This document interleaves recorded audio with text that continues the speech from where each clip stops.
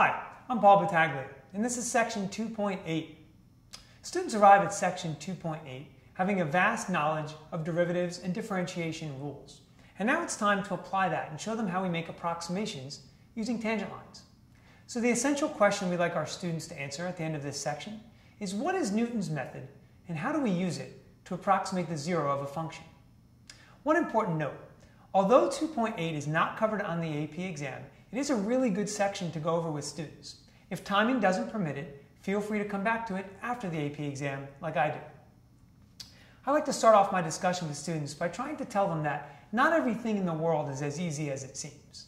They sometimes think that there are many quantities that can be calculated analytically and without much trouble. And really that's not true. There are many real-life situations which involve complicated approximations and multiple ways of going about things. Newton's method provides them with an opportunity to see how we use the tangent line to approximate the zero of a function. Now, one of the things we want to kind of show them right away is that this is based on an assumption. The assumption is that the graph and the tangent line will have roughly the same x-intercept.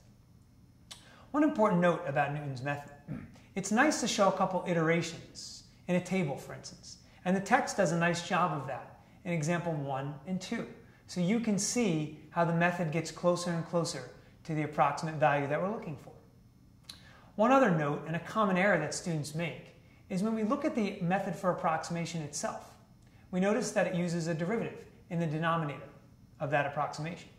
And sometimes students fail to take note of this. What's important is that they understand Newton's method will fail if a function is not continuous and differentiable at the point in question.